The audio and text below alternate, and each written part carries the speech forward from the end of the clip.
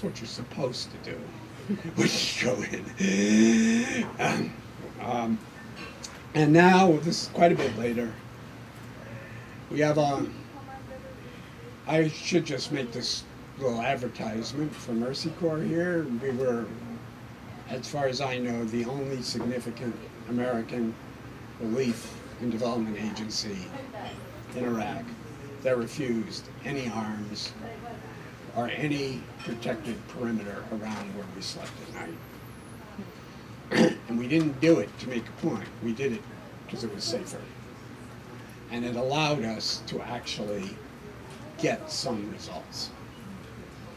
It's a long process. It's too long to describe now. It doesn't happen quickly. It's a 6-month process. But this is our little compound. It's an old Ba'ath building, and it's about 3 kilometers from the Iranian border, the Zagros Mountains. And we're there, and we work all day providing solve and transformative projects, one hopes. And at night, about 8, we circled the team, the expatriate team, the nationals have gone home, around this fountain that has never worked, ever. There's never been water, but it's a meeting place. And we basically, we talk. And this is the talk. They are imbuing the soil with their blood, I said, sanctifying and making it theirs. The field of blackbirds for the Serbs, I added as I turned toward my Serb program director, versus the footloose, the homeless, and the multinational who will not die for soil.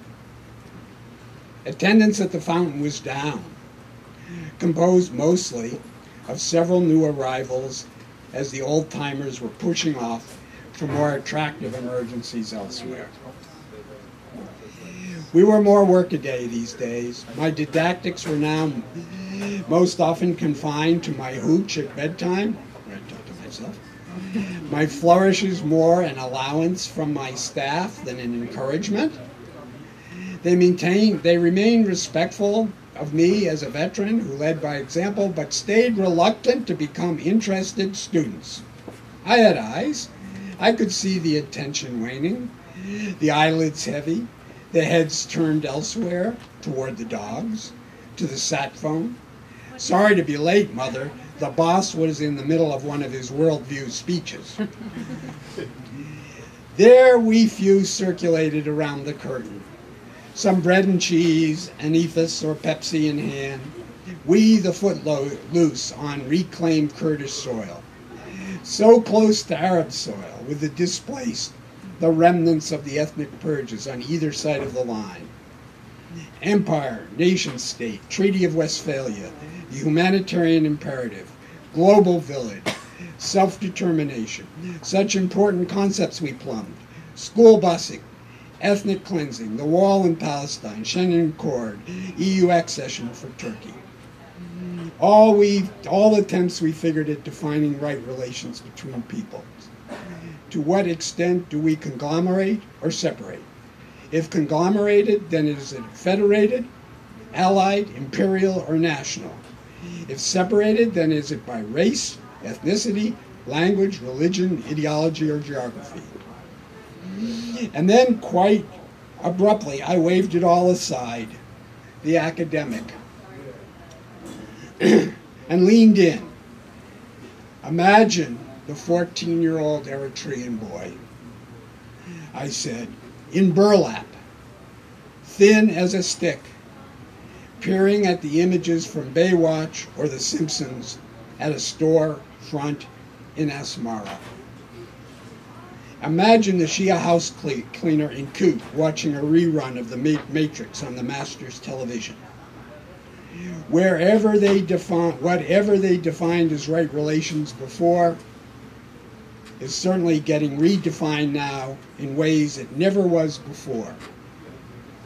For the receivers, they yearn for the abundance before their eyes, and if denied, they insist on it, and if denied again, they eventually seek to destroy it. So borders, we concurred, were now permeable. But simultaneously and parallel with this transformation, we knew better than most there had also arisen fierce movements for physical borders where none existed. On this particular starry summer night, I recounted to the remaining staff my personal witness as the heavy hands of the colonialist and then the nomenclature were lifted.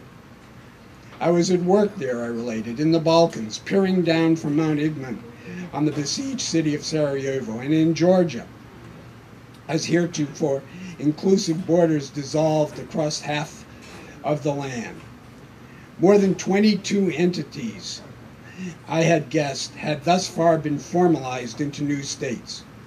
But many more, I caution, want independence from their former configurations and continue to insist on asserting their own language, religion, and culture. In fact, anywhere we look across the old Soviet periphery or in Africa, there are incipient independence movements, armed insurgencies, crying for borders as a guarantee for right relations. So there is the dynamic, my friends, our context, the global homogenization through the new technical revolution, and the fierce insistence for borders around tribal entities. We are caught in it, I warned them. We sit on all these ethnic fault lines in Bosnia and Republic Srpska, in Kurdistan, in the Sinai Triangle, in the Maronite Stronghold, in Aceh, in Mindanao, in the Casamance, in Western Sahara. You guys know, I told the weary colleagues across from me, each side here in Diyala sits us down and pulls out their maps and agonizes over patrimony loss. They reiterate their version of right relations between them and their adversary. They keep us up late with the tales of the martyrs, often true, usually presented as proof of one side's historic preeminence, rather than a reflection of a more insidious cause. And the counterpart, all of it now, as I took the liberty to sweep my hands under their faces, so dramatically unfolding in the Arabian Peninsula, the teenagers clawing down the heretofore isolation with no less passion than Berliners smashed down their wall.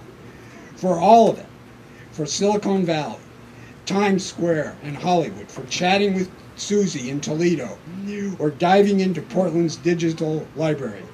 And yes, also for some to visit the dark sites, the website of Al-Qaeda.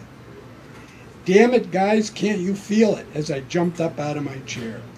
That earth shaking beneath us. I jumped again, and they laughed. Those popular yearnings for universal participation and sharing freed up for the first time in history, and yet the horrific resistance by tribes and zealots to any accommodation with historic neighbors. There was a silence. No one else was choosing to fill the night air. Signs of a rumination preliminary to calling it a night. Sounds like a rap to me, said the man from Belgrade, with a twinkle in his eye.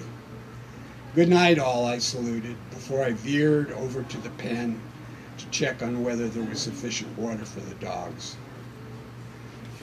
Okay, this is the last one.